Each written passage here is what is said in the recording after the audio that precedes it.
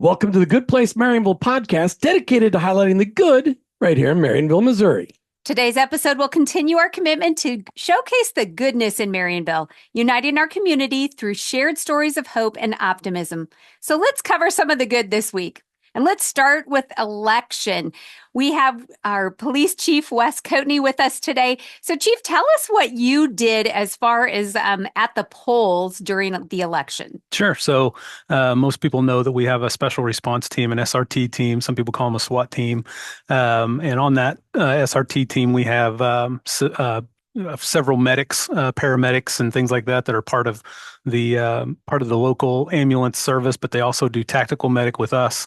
And so we put them on as a team yesterday. They were patrolling, going by each of the polling locations, both in Aurora and the church here in Marionville, to make sure that everything was going smooth. Number one, everybody was safe. Number two, and number three, with how many people were voting, we were concerned that lines, some of our older people may get to where they can't make it in line. And so we had water and things like that for folks to make them safe, help them get through the voting process if it happened to get a little bit longer than we thought it would. But everything went off without a hitch, no medical problems, no issues, no concerns, no calls. And so, some people would say that was a wasted resource, but I think it was a very well spent resource. And in case something did happen, we wanted to be prepared. And so we were, and nothing happened. And that's a win for us. It ended up being a beautiful day too. And that's what's really nice. It ended up being a beautiful day. It wasn't too hot for people. And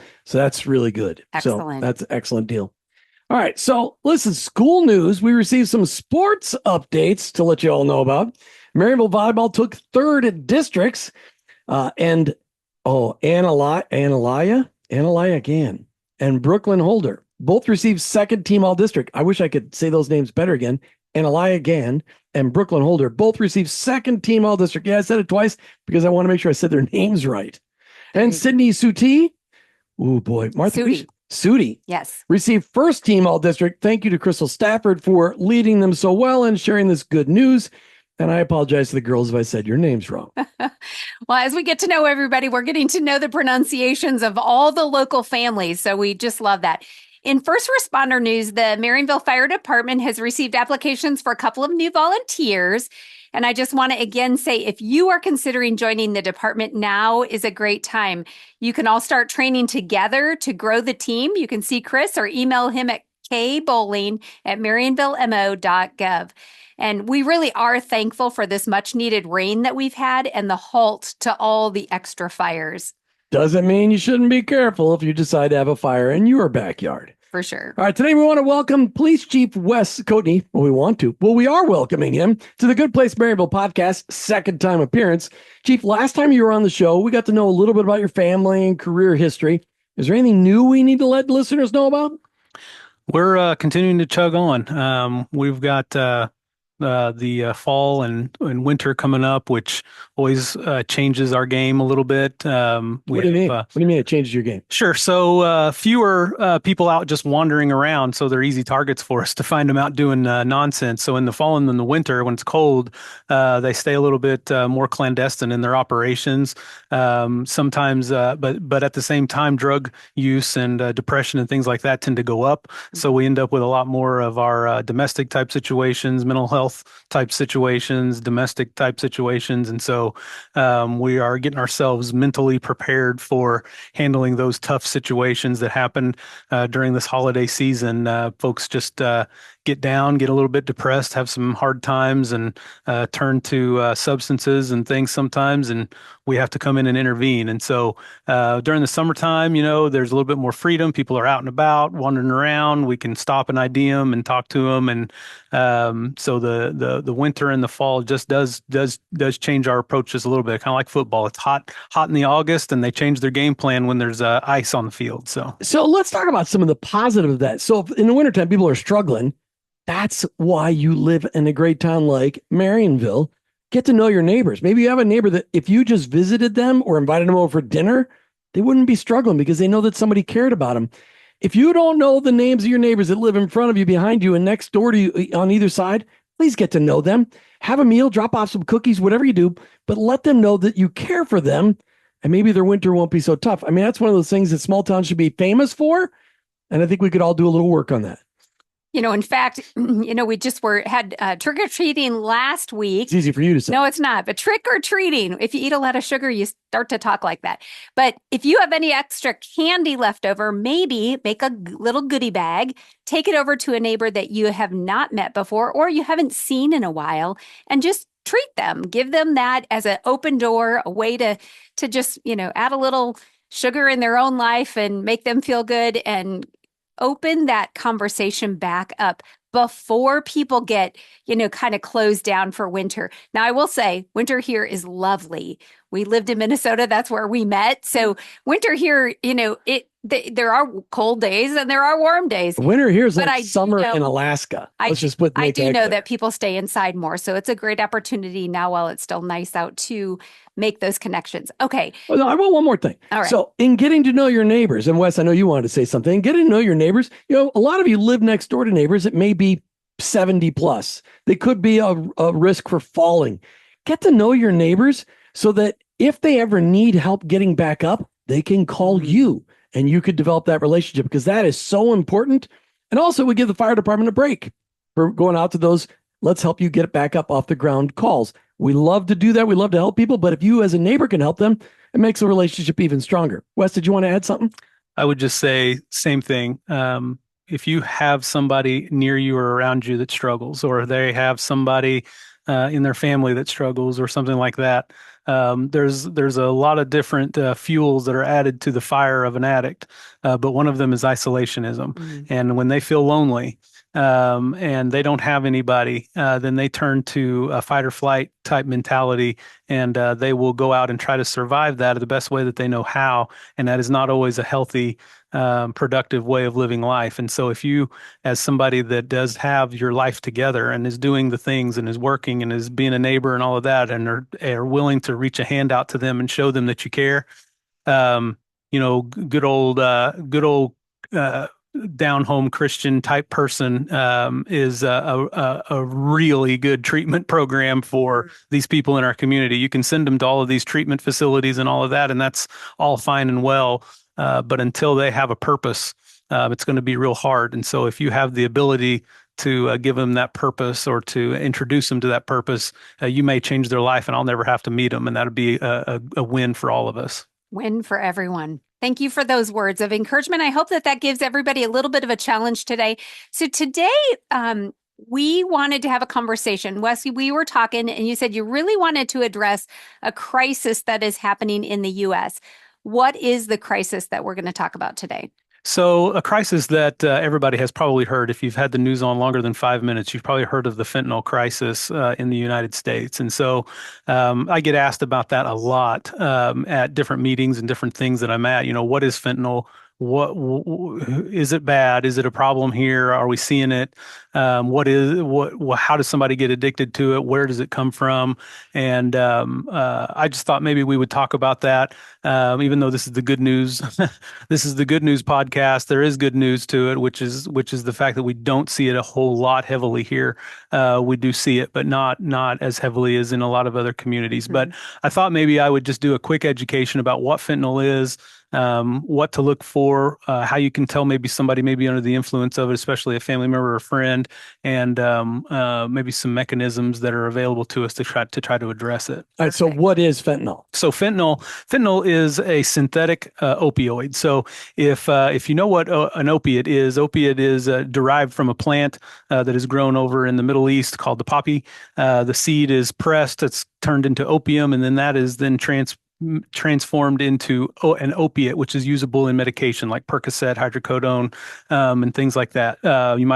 Heroin is an opiate. On the molecular scale, heroin isn't altogether different than morphine that you get used on surgeries and things like that.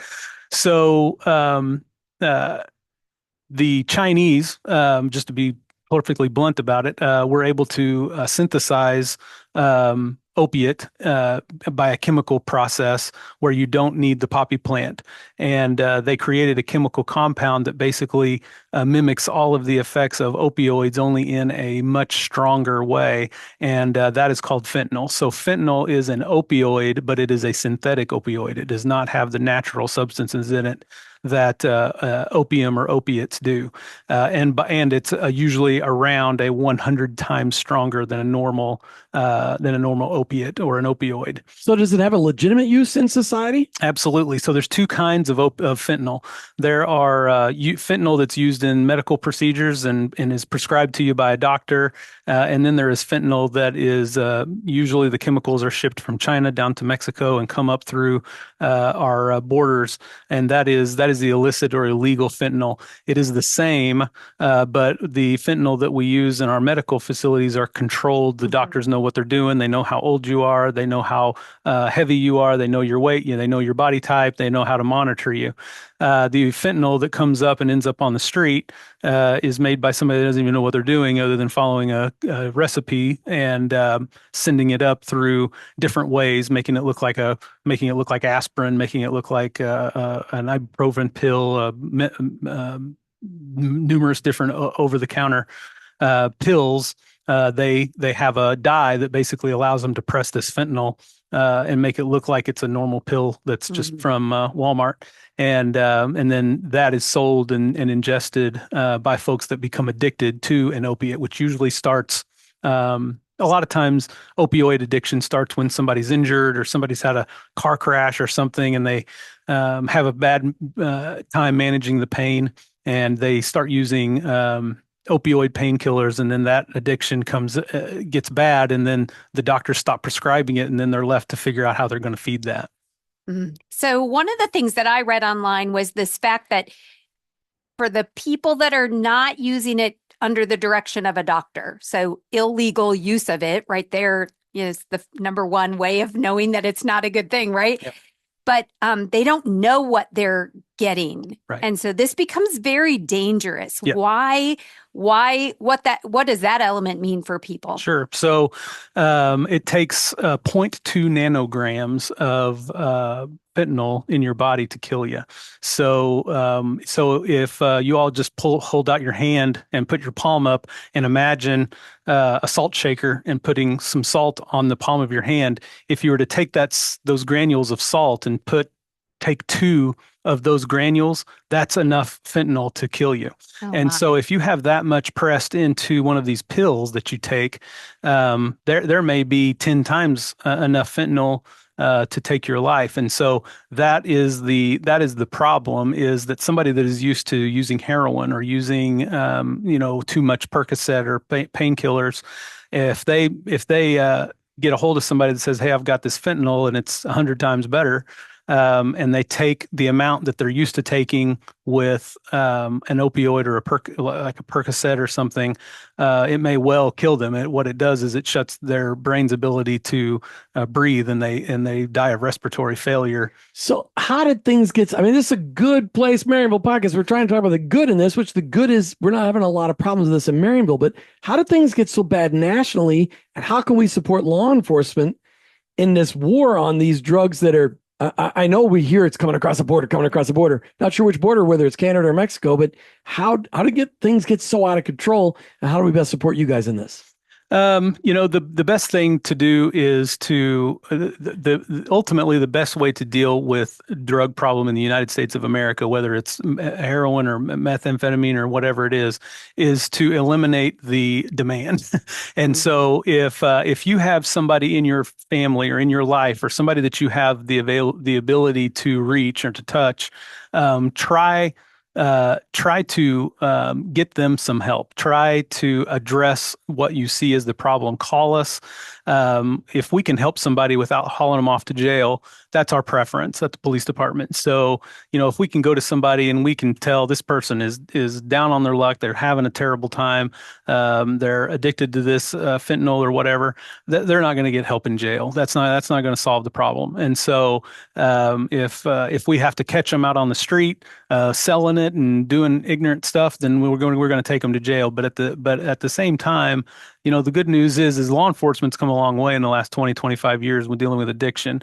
And I'm proud to be part of it. And that is that we would much prefer them to get off of it and to find purpose and meaning in their life to where that is not a need. Because, the one thing that is the good news, if you really want to think about it this way, is, and I say this a lot, fentanyl, methamphetamine, drugs, alcohol, those are not the problem. Those are the solution. That is the person's solution to the problem. And so if we can as a community and as a family member and as a friend go in and try to fill that need, find a solution that is not life changing and life ending potentially, then that's you helping us, because we're coming in usually when it's a crisis situation. We're not gonna be able to preempt anything in those situations. So if somebody listening to the podcast has a friend or a family member that is struggling with drug addiction, and we got a lot of people out there struggling with drug addiction, sometimes just prescription drug addiction, what's the best way to handle? What's the first step for help? The very first thing that you have to do is you have to get it out of your head that you're going to make them mad. You are going to make them mad. They are going to be upset with you. But that has to be something that you just have to get out of your head and forget about and say, you know what, you're in a situation where you don't know what's best for you. And so I'm going to make some calls and we're going to try to find you some help. And you may refuse it this time, and I might have to make that call 30 times before it helps. But get it out of your head that you might make that person mad, or they may say they're going to disown you and all this kind of thing. That's the addiction talking. That's what you want to see. It's coming out. And then give us a call. We've got a lot of resources. We have a whole book that we keep down at the police department of different resources. We got the Clark Center in town for mental health treatment. We've got different drug treatment services around. We've got resources for finding a living arrangement that gets you out of a bad situation. We have a whole lot of different resources that can help folks that are struggling in that way find housing, find food, get them away from that situation. Now, I love to give the hard details for somebody. And when you say give us a call, is it the same number as I have in my phone for suspicious things that I see? Is that the number okay, so I'm going to put that in the show links for everybody to put in their phone, because I always worry okay, this isn't a 911 call, but what do I do? How do I reach out to you? So there is a phone number. We'll put it in the link so that people can know and have that as a resource, because I think that we still have this mentality, I'm afraid to call the police. Sure. So talk right now. This is your chance to address all the listeners, all the public directly. What is something that you want to challenge them with right now at the end of this conversation? In 30 seconds or less. Yeah. Call us. Tell us that you know somebody, or that you yourself are struggling, that you need help addressing this situation, and that you're afraid that that person or you yourself are going to end up in jail. And our brain at that moment in time is not on handcuffs. Our brain at that moment in time is getting you connected with services, getting you connected with the things that you need to get out of that world. We don't want to throw users of drugs in jail, because that doesn't help anybody. We want to help you get off of it so you're not committing other silly crimes to fund that addiction. The addiction isn't the problem. It's the symptoms that go along with it. Call us and let us help you change your life. Do you know that number off the top of your head? 678-5025. Very Excellent. good. Police Chief Wes Coatney, thanks for being back on the Good Place Marionville podcast. Next time, bring even better news, but thanks for bringing us, helping us be aware of what's going on and giving us some solutions. Appreciate it. Thanks, Chief. Thanks. Great conversation with Wes Coatney. Maybe not all good news, but it was good news and gave you a plan for how to help your friends and family members if they happen to have a drug addiction, and also be more aware of what's going on around us. Incredibly helpful. So around town, one of the things that's happening is actually tomorrow evening at Alice Irene's from 5 to 7 o'clock. There's a dinner and a silent auction to help the McElroy family with expenses to take Gunner to Philadelphia. They're going to be visiting a specialist about his orbital tumor, and I will put the GoFundMe link in the show notes for you. All right, Marionville Pride Facebook page, Curb Appeal. It's time to crown Marionville's Home of the Year. Our nominees are this year's Home of the Month winners, and they're all stunning. You guys should be thinking about what you can do next year with your home to try to get entered in. Take a drive or walk around town to admire their incredible curb appeal. And Martha's going to put the link for the voting link in the show notes. And both, will that be on Facebook and on YouTube? It'll be in the show. Yeah, it'll be in the show notes on YouTube. So you have to watch it there. But the voting closes on November 16th at midnight. I mean, they've given us a very big deadline. We want to thank some of the generous sponsors for this year's Curb Appeal Award: Jennifer Hauser Young, Rapid Ship and Republic, Bank of Billings, the Storehouse Bakery, Jim Miner, the Sticker Studio, and Barbara Neely Designs. So thank you to all of you for being a part of that fun event. That's right. And let's celebrate the beauty of our community together in next year's winners. All right. Speaking of beauty, one of our citizens is trying to create a community garden. You can get all the information from her Facebook post on our tell them how to do it. She has a new Facebook group called White Squirrel Community Garden. So there you can see what Amber's dreams are. But really the bottom line is she's looking for a community project that will help, with 100% donation based, that will help feed people and teach them about gardening. They have some needs as far as land, tools, sheds, things like that, that might help grow the garden situation. So we'll highlight it more on future shows, but check out that Facebook group to get started. Maybe we'll even bring Amber in here. How about that? That would be great. All right. Sonic held their annual 50-cent corn dog day on Halloween and sold 3,082 corn dogs. How did I not know about this? That was absolutely amazing. And congratulations to Alanna Sutton. She was the winner by guessing the closest. She guessed that they would sell 3,050. So congratulations, Alanna. This is our Sonic? Yes. Can you believe it? And I kind of feel sorry for all the people. That's a lot of corn dogs to eat in one day. So my goodness. Rolaids spell relief. ROLAIDS. All right. That's right. Today's podcast episode sponsored by the Bank of Billings. We are so blessed to have a local community bank like the Bank of Billings right here in Marionville. They love the community and support us in so many ways. In fact, just yesterday during the election, they decorated in red, white, and blue and served fried pies by B's and G's Fried Pies to honor this special day. Jim's feeling really left out right now. I do think I told you. But anyway, remember, FDIC and equal housing lender. We are grateful to the Bank of Billings for all their community support and for sponsoring the Good Place Marionville podcast. In other business news, the Pickleball Warehouse is hosting a free event this Saturday, November 9th from 9 to 12. There'll be Black Friday type shopping for gear, open play, free beginners class, bounce house, samples, and so much more. Contact Renee Reif for more details, 417-818-7046. And Martha will have that in the notes as well. All right, great show today, and a very special thank you to Police Chief Wes Coatney for being our guest today, and to our sponsor, the Bank of Billings, for showing your support for the good happening here in Marionville. Consider joining the Bank of Billings by becoming a sponsor. You can contact us at goodplacemarionville@hotmail.com. And thank you to each of you for doing good in Marionville. Remember that idea, get to know your neighbors, you can help them through wintertime. We know that being good is contagious. And another thanks to each of you that contributed good news to this week's episode. It's easy to report. Just send an email to goodplacemarionville@hotmail.com. Thank you for joining us for the Good Place Marionville podcast. Keep your eyes out for the good, and together we can celebrate Marionville.